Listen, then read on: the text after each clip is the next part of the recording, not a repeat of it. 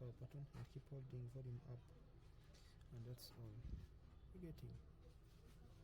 We have seen. Let's power off now and show you if you can power off. Let's power off. I'll show you. Insert a power cable, USB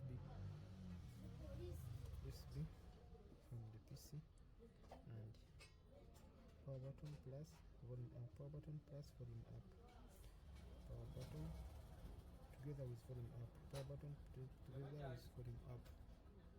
Why you get listen after some sound, release volume up, keep holding, release power button, keep holding volume up. Akakebera TV unono aina TV chaina kisone enda ine kebo wakuchikebera bakiramu scroll down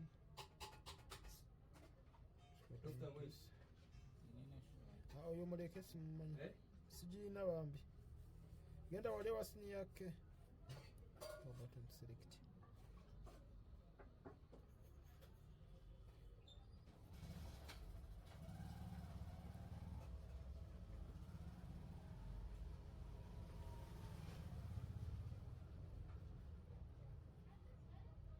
Now the boot there, boot the system.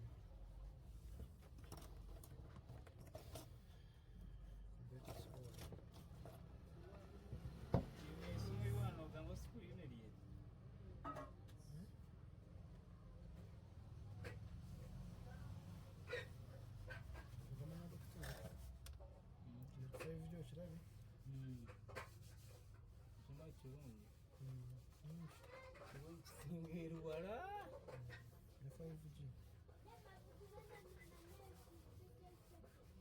Atene kagundi yenyini je kaina 5 gitu. Kali kagundi kenyini kana. Line is single 5 gitu.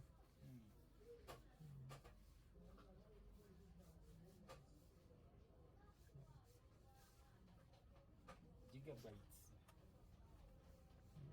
Zibera nani kana? Zibera gigabytes.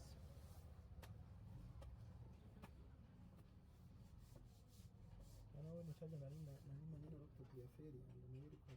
Hayo ndio yapo. Ndio chaja ile kwa ndio kwa chaja na chaja. Kwa tena kusema ndio sivyo wote.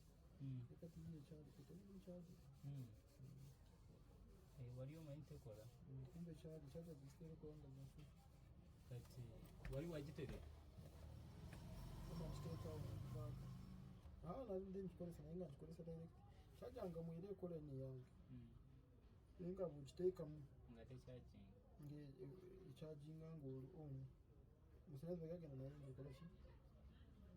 Kati bwe gamara kugendezerako. Kati birako. Kati kumerera. Yana nsinga tuli masanyalaze. Ino banda zintu bakura. Nabijemu ka charger tulawo kana charging kaka. Ate nyina is charger nande cha laptop simanyi wa. Serious? Mugaga tonda. Shita trade chitwe. Leta chitwe chetraze. Ate chitwe chawe kinene. Gundu wali ekiyingira mu gundu. Kino. Wallahi je nyina. Mugaga tonda je nyina. Tugenda jimpe tulobe nanka. Ngira.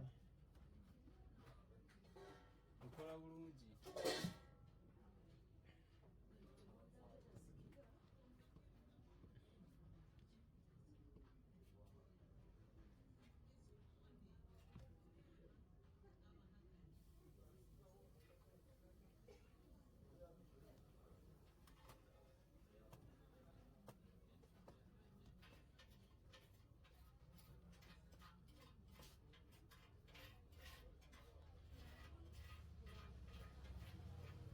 Ice cream.